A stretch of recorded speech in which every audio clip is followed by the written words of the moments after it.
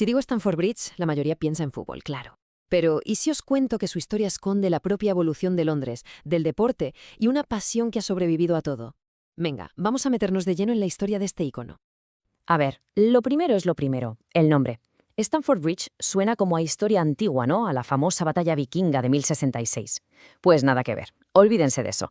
La realidad, como suele pasar, es mucho más normalita.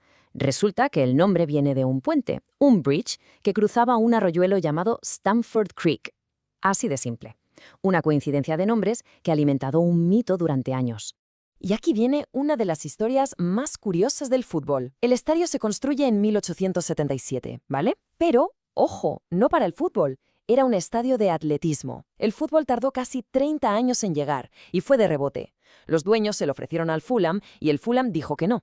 ¿Y qué hicieron con un estadio gigante y vacío? Pues lo más lógico, ¿no? Fundar su propio club para que jugase allí. Y así, en 1905, nació el Chelsea. Es increíble, uno de los pocos casos en el que el club se crea para el estadio y no al revés. Vale, ya tenemos club, ya tenemos estadio. ¿Qué pasa ahora? Pues que el lugar empieza a crecer, y a lo bestia. Vamos a entrar ahora en la era en la que Stamford Bridge era un auténtico monstruo de cemento, pensado para acoger a multitudes inimaginables hoy en día.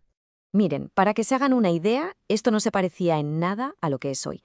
Olvídense del estadio cerrado, compacto, esa olla a presión. Esto era un óvalo gigantesco, con la típica pista de atletismo separando las gradas del campo.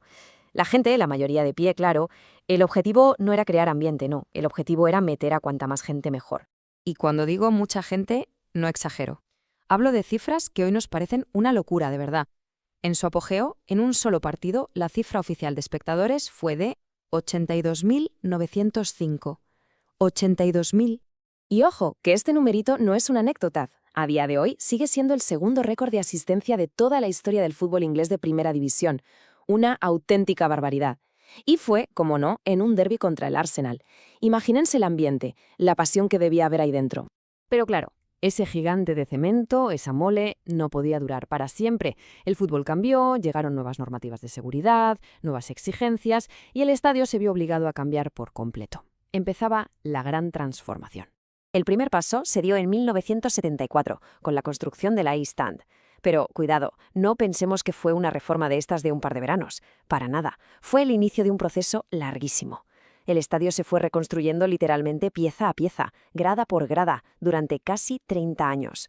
Un puzzle que se montaba poco a poco, según había dinero y según lo que pedían las nuevas reglas. Y lo fascinante de todo este proceso es el resultado. Stamford Bridge hoy en día no es un estadio hecho de una sola vez, es como un collage, un mosaico de diferentes épocas. Y cada grada tiene su propia alma de verdad. La Matthew Harding de los 90 es donde está el corazón de la afición local. La East Stand, la pionera del 74, es más familiar.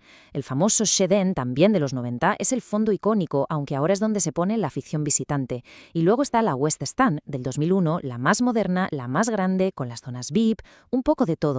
Y después de tantas décadas de tanto construir y reconstruir, este es el resultado. Una auténtica fortaleza. Ya ven, es compacto, está totalmente cerrado, y eso está hecho a propósito, claro. La acústica es brutal. Está diseñado para que el sonido de la gente se quede dentro y cree ese ambiente increíble los días de partido. Nada, pero nada que ver con aquel óvalo gigante y abierto del principio. Pero esperen, que la historia de Stamford Bridge no es solo de ladrillos y cemento. Hay un capítulo fundamental, casi de película, que ocurrió en los años 90. Un momento en el que el estadio estuvo a un pelo de desaparecer. Y aquí es donde la historia da un giro y los protagonistas pasan a ser los aficionados. Pues sí, en medio de una crisis financiera tremenda en los 90, pasó lo que nadie podía imaginar. El club, ahogado por las deudas, vendió los terrenos del estadio. ¿A quién? A promotores inmobiliarios. De la noche a la mañana, el Chelsea se enfrentaba a la peor pesadilla posible, que los echaran de su casa para construir apartamentos. ¿Y qué pasó? ¿Se quedaron de brazos cruzados? Ni de broma. La respuesta de los aficionados fue algo increíble, de verdad, algo revolucionario. En 1993 crearon una organización sin ánimo de lucro, la Chelsea Pitch Owners, la CPO, y el plan era tan simple como ambicioso. Juntar dinero entre todos, comprarle el terreno a los promotores y asegurarse de que el estadio nunca más pudiera venderse. Y lo mejor de todo es que lo consiguieron. Hoy en día, esta organización de aficionados es la dueña del terreno y del nombre del club. Y tienen un poder real, un poder que lo cambia todo. De hecho, si el club quisiera mudarse a otro estadio, necesitaría que el 76% de los socios de la CPO dieran el visto bueno. O sea que el futuro del estadio no está en manos de un millonario, no, está en manos de su propia gente. Claro, esta protección de los aficionados es una historia increíble, pero también nos lleva directamente al gran dilema que vive el club hoy en día, porque todo ese legado, toda esa historia, choca de frente con la realidad del fútbol moderno.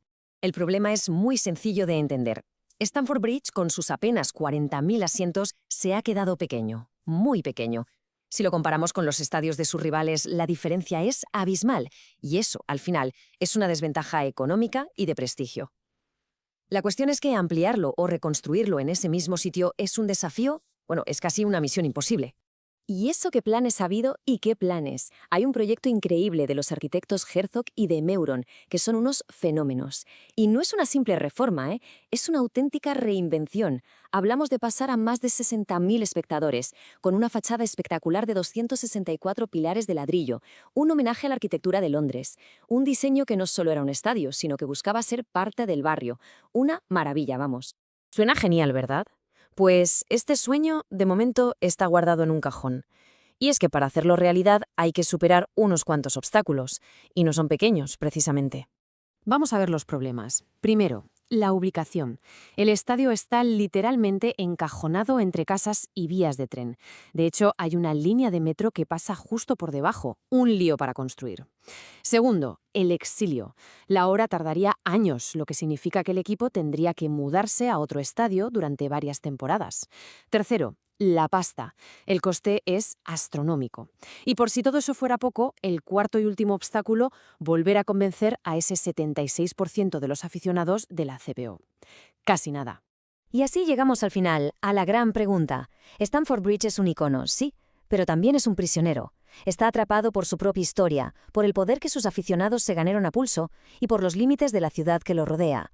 Para avanzar tiene que resolver una ecuación que parece no tener solución.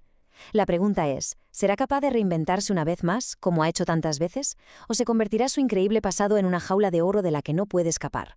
Ahí queda la duda.